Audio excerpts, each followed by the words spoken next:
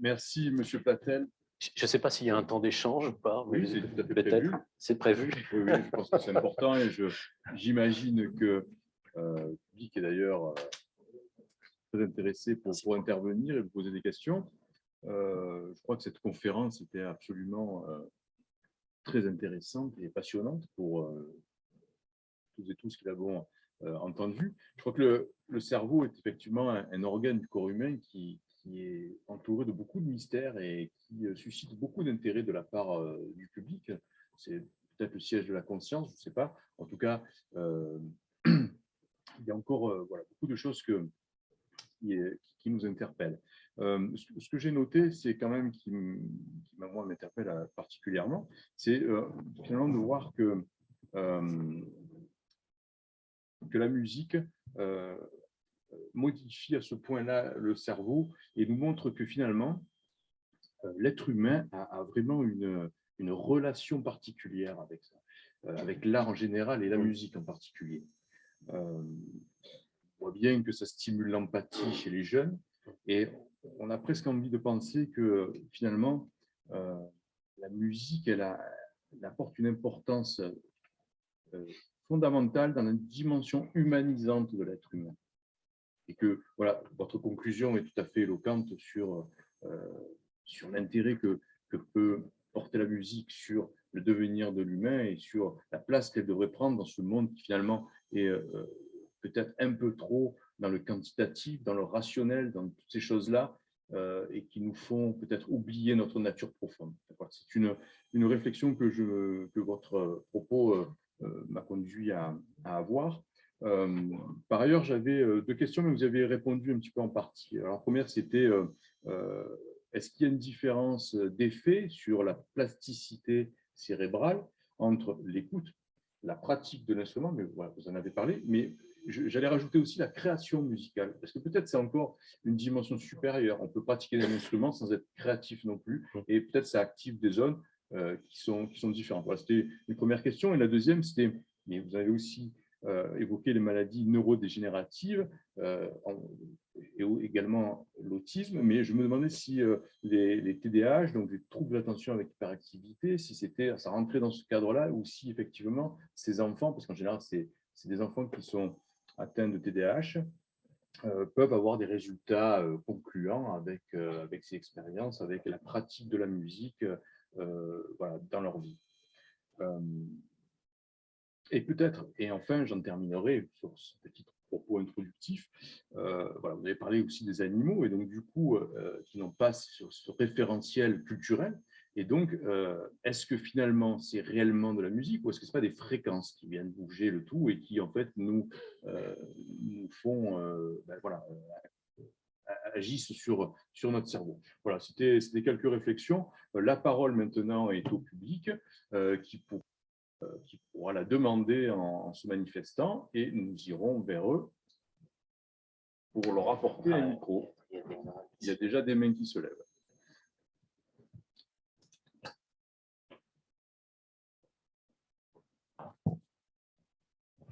Bien, je vais donner la parole à une dame. Oui, oui, je suis une dame, c'est bien ça. Bonjour et... Ah, je me lève. Bonjour et merci pour cette conférence éclairante et très riche. Moi, j'avais deux petites questions par rapport à ça. Quand vous parlez de... Je crois que c'est l'expérience du frisson. Est-ce que vous avez fait une expérience avec la musique contemporaine? Et est-ce que ça a changé les données? Parce que imaginer la suite, c'est plutôt compliqué.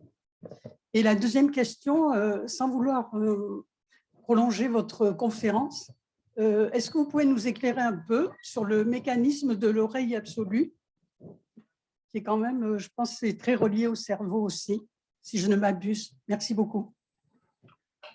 Alors, pour ce qui est de la musique contemporaine, alors il est clair qu'une des limites donc de ces travaux, ils sont de plus en plus nombreux, comme je l'ai montré, donc il y a une vraie explosion des publications dans neurosciences cognitives de la musique, mais il faut aussi être modeste et considérer que dans toutes ces expériences, la prise de risque a été minimale concernant ce qu'on va appeler musique. Donc, on est resté sur, je dirais, le concept de musique dans un sens très tonal. Hein. Alors, il y a beaucoup d'expériences aussi pour voir si ce qu'on observe dans les expériences d'Amérique du Nord, européennes, on retrouve les mêmes effets donc, dans les pays asiatiques, notamment, donc, et aussi au Japon, etc.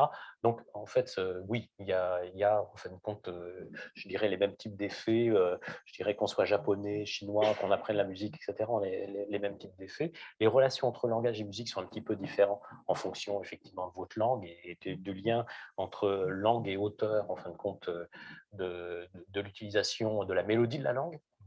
Donc, mais malgré ces différences culturelles, alors c'est ça qui est intéressant, malgré ces différences culturelles, on va trouver des effets au niveau du cerveau et la manière dont le cerveau, qu'on soit chinois donc, ou africain, donc, fonctionne assez similaire. Bon, ce qui est plutôt rassurant d'une certaine manière, ce qui n'empêche pas les différences interindividuelles parce que chacun a son parcours d'écoute différent et a sa sensibilité, à développer une sensibilité différente.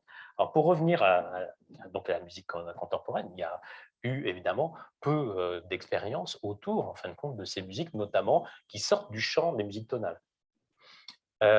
Donc, il n'y a pas de… Dans l'expérience de Robert Zatorre, il est clair que c'est de la musique tonale et populaire.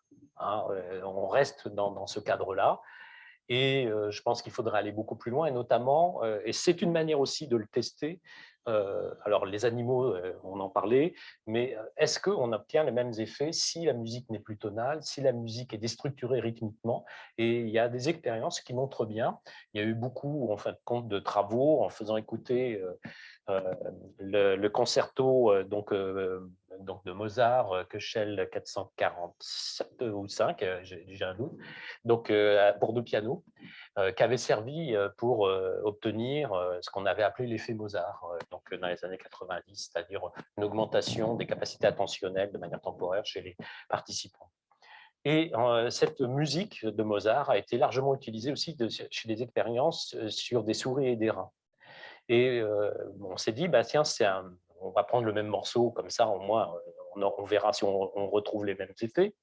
Et surtout, ça peut être intéressant de partir de ce morceau-là pour le modifier et voir quelles sont les modifications qui font que d'un seul coup, l'effet s'estompe ou n'est plus là. Et parmi les modifications, c'est si on se déstructure harmoniquement ou rythmiquement, en fin de compte, le morceau et qu'on fait écouter ça, en fin de compte, à des rats ou des souris, on perd de l'intensité de l'effet que j'ai décrit, hein, c'est-à-dire impact sur l'apprentissage, impact sur la neurogénèse.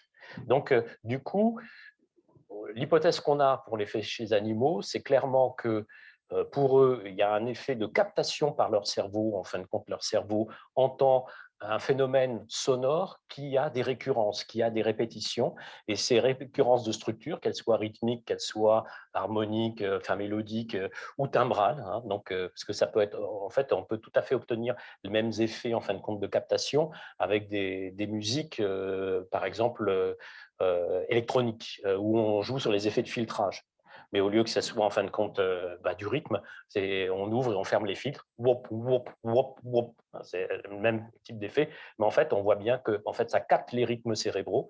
Les rythmes cérébraux et l'électroencéphalogramme en fin de compte des mammifères se calent sur ces structures répétées. Mais quand il n'y a plus de structures répétées, on perd un peu de cet effet. Et alors nous, en tant qu'humains, on a développé donc une écoute experte, on a plus ou moins, mais on a la capacité de prendre du plaisir à écouter des structures musicales complexes et qui sont déstructurées. Donc, sans aller plus loin, c'est clair, il y a encore beaucoup à faire pour aller chercher, en fin de compte, les paramètres qui ont le plus d'effet, hein, c'est ce que j'évoquais tout à l'heure. Et donc, musique contemporaine, elle a été quasiment pas du tout traitée dans ce contexte-là. Et évidemment, ça ne m'étonne pas que je ne me souvienne pas de la deuxième question en répondant à la première. À l'oreille absolue, oui, oui. Je m'attendais à cette question, ceci dit. Donc, l'oreille absolue, oui. Donc, là aussi, c'est l'équipe de Robert Zatorre qui a fait la première étude en neuroimagerie de l'oreille absolue chez des musiciens. Alors, il a été prudent. Il a fait un premier petit test, c'est-à-dire déjà de vérifier que les gens qui prétendaient avoir l'oreille absolue l'avaient bien. ce qui n'est pas quand même négligeable, parce qu'il y avait des musiciens qui disaient oh, « moi j'ai l'oreille absolue », donc on leur fait passer des tests de perception, donc capable de distinguer les écarts de tierces, de quartes, etc. Bon, il y avait des gens qui prétendaient avoir l'oreille absolue, mais qui n'avaient pas vraiment une oreille complètement absolue, puisqu'ils se trompaient de temps en temps sur ce test, et donc ils avaient une bonne oreille qu'on va qualifier de relative. Hein, c'est-à-dire, ils étaient à une performance autour de 80%. C'est pas mal, hein, 80%, ils se trompaient que dans 20% des cas. Et puis, il y a ceux qui avaient l'oreille absolue, c'est-à-dire, vraiment, c'était du 100%. Hein. La différence dans le cerveau, c'est quoi? En fait, entre ceux qui n'ont pas l'oreille absolue et qui ont l'oreille absolue, ceux qui ont l'oreille absolue, c'est pas dur, l'activité cérébrale, c'est le langage. C'est, en fin de compte, le réseau du langage. Autrement dit, le son égale le nom de la note. C'est automatique, boum, tout de suite. C'est-à-dire que voilà, j'entends un son, une hauteur, là, tout de suite, c'est mi. Pour ceux qui ont l'oreille relative, il y a des activations cérébrales en plus, notamment au niveau des régions préfrontales, ce qui montre en fin de compte qu'ils ont besoin d'avoir un diapason interne et de comparer entre ce qu'ils entendent et puis donc, une référence qu'ils ont déjà en tête. Donc, l'oreille absolue, il y a des travaux qui montrent bien que c'est très corrélé avec la précocité de l'apprentissage. Autrement dit, si vous démarrez la musique à 3-4 ans, 4 ans, il y a de grandes chances que si vous continuez, vous pouvez avoir l'oreille absolue dans 80% des cas. Si vous démarrez à 7 ans, c'est plus que dans 70-65% des cas, etc. Donc, ça ne veut pas dire que ce n'est pas inatteignable, mais bon, c'est moins, ça s'ancre moins facilement. L'oreille absolue, c'était pendant longtemps dans les conservatoires le saint graal des musiciens. On en est largement revenu. Et moi, je n'ai pas l'oreille absolue. Et il y a des musiciens que j'ai rencontrés et qui m'ont complètement fait changer effectivement ma représentation de l'oreille absolue, que je considérais aussi être comme en fait une capacité incroyable qu'il fallait absolument avoir pour se considérer comme un vrai musicien.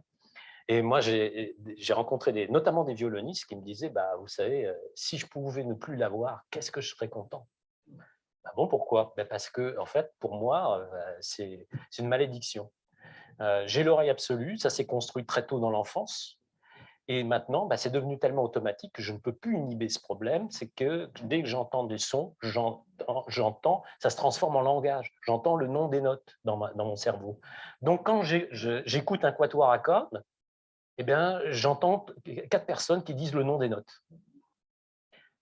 C'est pas super intéressant d'un point de vue de l'auditeur. Donc, si je pouvais m'en défaire, je pense que ma qualité d'audition serait meilleure. En tout cas, le plaisir que j'y prendrais sera différent. Nous avons trois demandes de questions. Ouais. Bon, on m'a dit de me présenter, je me présente. Bon, je suis musicien professionnel et j'étais professeur au conservatoire. Alors justement, je rebondis sur l'oreille absolue. Je suis trompettiste et pour nous, l'oreille absolue, c'est un handicap. C'est un handicap parce qu'on joue des trompettes de différentes tonalités. Et si on a l'oreille absolue, quand on fait un doigté, alors là, je suis obligé de parler de technique, quand on a une trompette si bémol, qu'on fait un doigté pour faire un do à l'oreille, on est obligé de faire le doigté du ré sur la trompette. Donc pour nous, c'est très, très handicapant. Et ça ne m'a pas gêné de faire une carrière sans problème. J'ai eu l'occasion, je ne suis pas venu pour raconter ma vie, j'ai eu l'occasion de faire toutes sortes de styles de musique. Et je trouve que c'est intéressant justement de mélanger les genres et de ne pas être uniquement braqué sur un style. Alors, je pense que vous connaissez peut-être, j'ai eu l'occasion au CNRS de Marseille de faire des expériences sur le cerveau avec Mireille Besson. Je ne sais pas si vous la connaissez. Oui, très bien. C'est elle la responsable du centre neurologique. Et alors, il s'est passé un truc qui m'avait interpellé, c'est que lorsqu'on joue une fausse note, il y a une réaction chimique qui se passe dans le cerveau. Ça m'avait interpellé. Même pour quelqu'un qui n'est pas musicien et qui n'est pas mélomane. C'est un phénomène qui se produit. Ça m'avait beaucoup interpellé. Après, je pense que vous connaissez, je pense que ça complète, en tout cas, c'est en relation avec votre conférence que j'ai beaucoup apprécié. Vous connaissez le fameux livre de Francis Wolff, « Pourquoi la musique ?» Et là, on retrouve un peu pas mal d'éléments que vous avez évoqués. Pourquoi, quand on écoute de la musique, on bouge, etc., etc. Alors, au niveau des élèves au conservatoire, moi, j'ai pu constater quelque chose, c'est que lorsqu'ils ont une petite culture musicale, ils ont quand même un petit plus par rapport aux autres, ne serait-ce que pour mieux apprécier la musique. Quand vous leur parlez de rap et de techno, pour eux, c'est pas de la musique. Déjà, tout petit, il y a une éducation qui se fait. Après, j'avais noté, j'allais voir sur la fin de sa vie, un de nos feux frères, on peut le dire puisqu'il n'est plus là, Roger Guérin, un grand trompettiste de jazz, et qui était atteint d'Alzheimer. Et lorsqu'il prenait la trompette, il retrouvait tous ses feedbacks. Ça, c'était il ne savait pas qui on était, il ne savait pas reconnaître sa femme, mais lorsqu'il prenait l'instrument, il retrouvait tous ses réflexes, tous les doigtés, tout, etc. Ça m'avait impressionné. Et puis, pour terminer, je dirais la fameuse phrase que vous connaissez de Nietzsche, « La vie sans la musique serait une erreur ». J'ai dit. Merci à vous pour ces commentaires. Je ne vais pas en rajouter. Une autre demande Oui, oui, si. Oui, bonsoir. Complètement à l'opposé de l'oreille absolue, que se passe-t-il pour des gens qui chantent faux, qui sont incapables de restituer ce qu'ils entendent? Et par ailleurs, j'ai eu l'occasion de constater que quelqu'un qui chantait faux parce qu'il avait une mauvaise audition, une fois cette audition récupérée, apprenait de nouvelles musiques qu'il restituait juste, mais par contre conservait l'incapacité de restituer correctement la musique apprise avant la correction. Et ça, c'est quel lien avec la mémoire et avec la plasticité, justement. Oui, c'est une question qui est intéressante et qui n'est pas évidente parce qu'effectivement, il y a plusieurs cas de figure différents. En fait, chanter juste, ce n'est pas juste entendre juste, c'est être en capacité de pouvoir contrôler son flux vocal et de le maintenir avec effectivement une rétroaction dans l'écoute. Et c'est assez subtil, suffisamment subtil pour que, en fait, moi, je ne pensais pas qu'on pouvait avoir l'oreille absolue et chanter faux. Et en fait, j'ai eu la démonstration du contraire. C'est dans le laboratoire d'Isabelle Peretz. Elle a eu un ingénieur, donc musicien, avec l'oreille absolue, qui chantait faux comme une casserole. C'était grave, c'était incroyable, c'était insupportable. Elle l'avait enregistré pour chanter l'équivalent de Joyeux anniversaire en Québec, en québécois. Et parce que c'est la chanson qu'ils chantent, eux, plus habituellement, c'est Mon cher Michel de Gilles Vigneault. Et en fait, il chantait absolument faux. Et pourtant, il avait bien l'oreille absolue. Alors, comment expliquer ça? En fait, clairement, il entendait qu'il chantait faux, mais il ne pouvait pas contrôler. Il ne pouvait pas contrôler sa voix, et d'autant plus quand il y avait du langage, en fait, qu'il fallait chanter du langage, parce que la seule condition où il arrivait à chanter à peu près juste, c'est quand il devait, en fin de compte, chanter le nom des notes. Et ça, c'était quelque chose qui était lié à un apprentissage en tant que musicien très, très ancien, qu'il avait intégré. Donc, c'était très curieux, ce phénomène, effectivement, de personnes avec l'oreille absolue, mais qui chantent très, très faux, qui étaient très difficilement rééducables. Et à côté de cela, ce que vous décrivez de personnes qui, effectivement, entendent faux ou n'entendent pas correctement la musique, il faut être clair sur le fait qu'il y a à peu près 2, 3, c'est une estimation, hein, on va jusqu'à 5%, mais plutôt on est autour de 3-4% dans la population générale de personnes qui sont complètement amusiques, c'est-à-dire qui ne sont pas capables de pouvoir, en fin de compte, mémoriser les airs musicaux, au-delà du fait de chanter faux. Là, c'est vraiment, en fin de compte, un défaut de perception qu'on peut, en fin de compte, tout à fait assimiler, pour se le représenter un peu à une sorte de dyslexie musicale, c'est-à-dire chez eux, le cerveau n'a pas, en fin de compte, il y a différentes régions du cerveau qui ne se sont pas organisées de telle sorte qu'ils puissent être en capacité d'entendre correctement la hauteur sonore, voire le rythme sonore et de le segmenter correctement. Et ça arrive à des points même qu'on n'imagine pas, parce que ça peut être plus ou moins sévère, comme la dyslexie. Et donc, cette amusie, elle peut être présente chez des personnes qui pourtant ont été exposées à de la musique dans l'enfance. Alors, on n'aura pas demandé de faire de la musique, hein, mais pourtant qui ont été exposées à de la musique dans l'enfance. Et des personnes qui, à côté de ça, n'ont pas de problème de perception du langage, ni de la prosodie, et qui ont, je dirais, une intelligence tout à fait normale, voire qui sont capables de faire des études.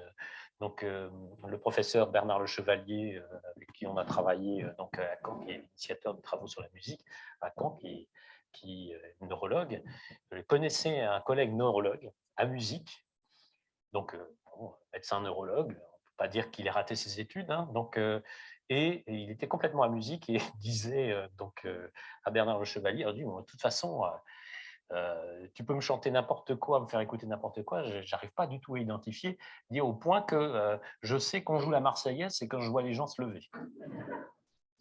Donc, c'est assez surprenant parce qu'on se dit, mais qu'est-ce qu'il peut bien entendre? C'est quoi, en fin de compte, sa perception interne? C'est assez mystérieux. Donc, comme quoi, voilà, la musique, elle est relativement universelle, mais pas tout à fait. Une autre demande de parole, je vous en prie. Merci. Et d'abord, merci beaucoup pour cette conférence qui était très riche. Ma question, elle porte sur le domaine de la création musicale, des musiciens qui sont plutôt auteurs-compositeurs. Est-ce que c'est un champ d'études que vous avez abordé? Je pense par exemple, pour l'anecdote, à un musicien comme Paul McCartney qui a déclaré avoir entendu la chanson Yesterday en fait en rêve qui lui est venue, et puis après, réveillé, il a réussi à recomposer tout ça et le morceau est sorti. Voilà, sachant juste pour l'anecdote aussi que Paul McCartney se déclare comme n'ayant aucune notion théorique musicale. Il ne lit pas la musique, il n'a pas fait solfège. Moi, quand je vois le répertoire du musicien, je suis quand même assez à plat ventre. Voilà. Je pense qu'il y a un petit peu de fausse modestie de la part de Paul McCartney, parce qu'il a acquis une expérience quand même voilà, tout à fait importante. Alors oui, la créativité, en fait, en musique, elle est peu étudiée. Elle est étudiée sous le prisme, en fin de compte, des capacités d'improvisation. Il y a un certain nombre d'expériences qui ont été faites, notamment en utilisant aussi des techniques de neuroimagerie, où on demande à des musiciens d'improviser pendant qu'on enregistre leur activité cérébrale.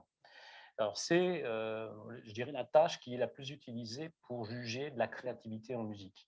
Mais en fait, le fait de composer, les mécanismes de la composition et donc de la créativité en musique, bon, ils sont étudiés en musicologie, ils sont étudiés effectivement plus par rapport aux inspirations, aux formes, donc à l'étude des formes, mais pas d'un point de vue neuropsychologique en définitive.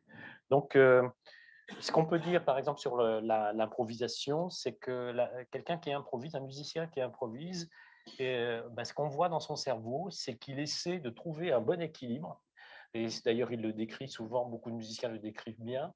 Ils essaient de trouver un bon équilibre entre le fait d'utiliser ce qu'ils savent sur la musique et d'utiliser un certain nombre comme on dit en jazz, j'utilise un plan, c'est-à-dire, voilà, il y a des choses que je sais faire, que je sais dérouler et que je vais pouvoir utiliser donc, de ce que je connais.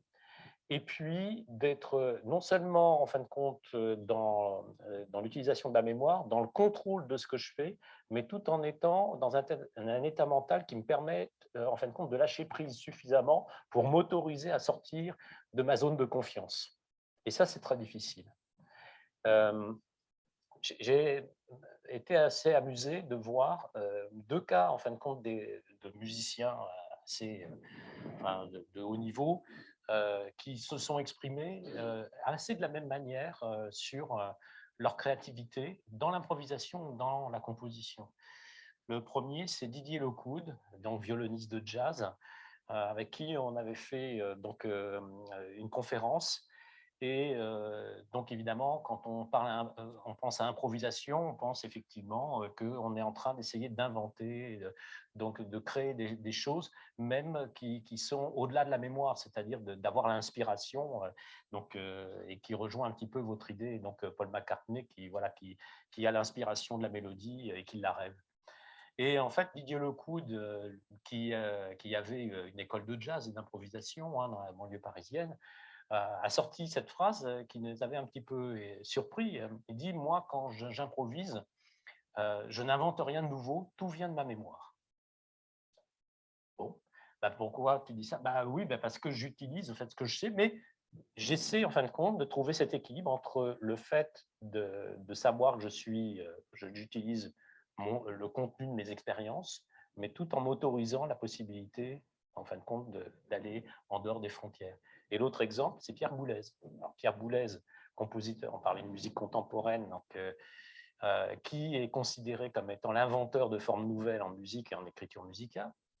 Il a été interviewé par Philippe Manoury et Jean-Pierre Changeux. Jean-Pierre Changeux est un neuroscientifique. Philippe Manoury est un de ses élèves, et en lui disant « Mais Monsieur Boulez, vous êtes l'inventeur de nouvelles formes en musique, etc. D'où viennent vos idées, vos idées effectivement donc de composition, comment c'est inventé ?» Et il répond « Moi, je n'invente rien, tout vient de ma mémoire. » Donc, c'est intéressant comment, en fin de compte, les musiciens de ce calibre-là, quand même, parlent, en fin de compte, de leur démarche. Et puis, il y a plein de gens qui ne conscientisent pas leur démarche. Et peut-être que ça se passe autrement. Voilà. Encore une ou deux questions. Voilà, deux questions sur cette colonne. Encore une ou deux questions. Si elles ne sont pas trop longues, on pourra peut-être en caser deux. Bonjour. Bonjour. Je voudrais vous dire un petit truc sur la musique, en fait. Comme j'ai entendu parler de Paul McCartney, c'est justement, je voulais parler un petit peu des Beatles. Et il se trouve que les Beatles, ils ont été enregistrés par une firme qui s'appelait EMI, E-M-I. Et les Beatles et la firme EMI ont gagné tellement d'argent qu'ils ont injecté une partie de cet argent dans la recherche pour le scanner. Et c'est comme ça que le premier scanner est né. Et d'ailleurs, le premier scanner s'appelait EMI Scanner. Moi qui suis médecin, j'ai appris ça quand j'étais étudiant. Et donc, on peut dire d'une certaine façon que la musique a été à la source de l'imagerie qui permet aujourd'hui d'étudier son propre effet sur le cerveau. C'est quand même un petit peu... je crois que la musique, elle est sûrement subtile et puissante et que cela nous dépasse. Moi, je pense que la musique nous dépasse et je ne pense pas qu'on puisse visualiser, montrer des choses d'imagerie dans la vérité de ce que peut être la musique à son niveau. Je voudrais vous poser une petite question. Dans le domaine spirituel et mystique, on fait des exercices qui s'appellent la visualisation, qui permet de rendre plus probable la réalisation des choses. Donc, je voulais savoir quelle différence vous faites entre imagination et visualisation et si c'est la même zone du cerveau qui fonctionne. Alors, Sir Godfrey Hounsfield, c'est en fin de compte l'ingénieur chez EMI qui a gagné plein d'argent, qui a récupéré plein d'argent, parce qu'il était en train de bouiner dans son coin, pour essayer d'inventer un scanner 3D. Et donc, please me, love me do, et voilà, d'un seul coup, EMI a plein d'argent. Et grâce effectivement à cet argent gagné, on peut dire que les Beatles ont largement contribué à l'avancée de l'imagerie médicale. Donc, imagination, oui, c'est pas mal étudié aujourd'hui autour de visualisation, imagination. Il y avait beaucoup de travaux sur l'imagination et la représentation mentale, et notamment ce qu'on appelait les cartes mentales dès les années 1980-90. Mais aujourd'hui, ça prend une autre forme par rapport à la spiritualité. C'est tous les travaux autour de la méditation de pleine conscience. et la manière dont le cerveau travaille, notamment chez les méditants experts par rapport à des gens qui ne sont pas méditants experts. Donc, on a une signature cérébrale particulière, effectivement, lorsqu'on est en train de faire une méditation de pleine conscience, mais qui n'est pas forcément une visualisation donc, construite pour imaginer, en fin de compte, éventuellement un futur. C'est autre chose, c'est un état évidemment un petit peu différent. Donc, ça dépend ce que vous êtes, le contenu. Déjà, le contenu, en fin de compte, de ce que vous êtes en train d'imaginer ou visualiser. Mais ce qui est, pour replacer ça en lien avec la musique, hein, parce que votre question, elle mènerait vers plein de digressions extrêmement intéressantes, mais là, je n'ai pas le temps. Mais pour revenir à la musique, en fait, ce qui est assez intéressant, c'est qu'on voit que la signature cérébrale que l'on obtient chez quelqu'un qu'on enregistre, qui est en train de faire une méditation de pleine conscience, est très proche de quelqu'un qui est en train d'écouter de la musique avec attention. Pourquoi? Parce que, en fait, qu'est-ce que c'est que la méditation de pleine conscience? C'est le fait d'être dans le moment présent et de faire attention à votre respiration, etc. Donc, c'est-à-dire de faire un travail où vous devez être à l'écoute de vous-même. Et en fait, quelqu'un qui écoute de la musique attentivement dans son canapé, les yeux fermés, etc., qui se laisse penser par la musique, il a une signature cérébrale assez proche parce qu'en fait, il est obligé d'être dans le moment présent et d'analyser ses sensations et d'être à l'écoute de lui-même aussi. Donc, d'une certaine manière, les choses se rejoignent comme ça. Donc, on peut méditer en musique, méditer sans musique, mais les choses peuvent se rejoindre. Et j'ai bien aimé votre idée, donc de toute façon que ce qu'on allait observer dans le cerveau n'avait pas beaucoup de lien de réalité avec, je dirais, la musique dans son essence. Bien évidemment que ce qui se passe dans le cerveau n'est pas la musique. C'est l'expérience que l'on ressent de la musique, c'est comment, en fin de compte, la musique est manipulée par le cerveau, mais ce n'est pas la musique. Mais par contre, ça intéresse de plus en plus les musiciens. Ce n'était pas le cas dans les années 90, quand on a commencé à faire ces travaux. Il y avait beaucoup de résistance du côté de la communauté des musiciens. Et je me souviens même d'un colloque où on avait un compositeur qui nous avait sorti cette phrase, moi j'avais beaucoup aimé, qui disait « De toute façon, moi quand je compose, ça ne vient pas de mon cerveau. » Ça vient peut-être de ses pieds, je ne sais pas. Donc, je me suis demandé d'où ça pouvait venir. Donc, évidemment, moi, je suis très matérialiste, terre à terre. Hein, mais c'était intéressant, en fait, voici cette opposition. Le fait de vous montrer ces images n'enlève rien au mystère de la musique. Au contraire, je pense que moi, ça me rend, enfin, je suis musicien, mais ça me rend de plus en plus admiratif. Enfin, je n'arrête pas de m'émerveiller. Et plus on en connaît sur soi, plus ça nous ouvre des portes. En fait. Et au contraire, moi, je pense que ces travaux-là, ils ne limitent pas votre libre arbitre, ils augmentent votre libre arbitre, ils augmentent votre capacité, effectivement, à être libre. Oui, encore une question là. Encore une dernière. dernière. Bonjour. Je voudrais vous poser une question par rapport à la musicothérapie pour les ateliers qu'on peut pratiquer avec les enfants autistes. Et par rapport au fait que ce soit une médiation, est-ce que vous pensez que ce soit une médiation différente des autres médiations comme peuvent l'être l'art-thérapie ou le psychodrame ou autre chose? Et quel est votre point de vue là-dessus? Merci. En fait, l'autisme et la musique, ça s'est révélé un petit peu de manière un peu par hasard. Vous savez donc avec ces enfants, ce qui est difficile là aussi, c'est de rentrer dans leur bulle, hein, donc qu'ils soient en capacité de faire attention aux autres hein, et de pouvoir communiquer et rentrer en synchronie avec eux. Mais beaucoup d'études avaient remarqué que les enfants autistes, après quand on dit autiste, hein, on a un spectre très large donc, de pathologies, mais globalement, hein, même avec des enfants qui ont un autisme avec retard mental profond, eh bien, ça restait des enfants sensibles à la musique, voire hypersensibles à la musique. Et on voit bien dans des ateliers musicaux que ce sont des enfants en fait, qui vont aller toucher les instruments, qui vont se mettre en fin de compte, le corps est en résonance contre l'instrument, ou dès qu'il y a en fin de compte du son dans l'air, qui peuvent être vite intéressés par ce phénomène. Donc, ce sont des enfants intéressés par le phénomène sonore. Et pour le coup, incidemment, on s'est dit, si le sonore les capte, autant utiliser le sonore pour essayer d'arriver en communication, en relation avec eux. Et avec la danse, c'est assez intéressant aussi. Hein, donc, il y a notamment des applications donc, de la danse avec des petits enfants, où on se met tous devant un miroir, on se tient la main, on se voit tous là dans notre image, on se tient la main, et puis il y a de la musique, et puis tout le monde, en fin de compte, se met à se dandiner, à danser en rythme. Et alors là, ça surprend souvent, en fin de compte, les autistes, parce que non seulement ils se voient dans le miroir, mais ils voient tous les autres. Et là, d'un seul coup, il y a un phénomène de synchronie globale auquel ils ne sont pas indifférents et qui leur permettent des fois, au lieu d'être résistants et de vouloir, enfin de pas du tout sortir de leur but, de commencer à se mettre à communiquer avec les autres.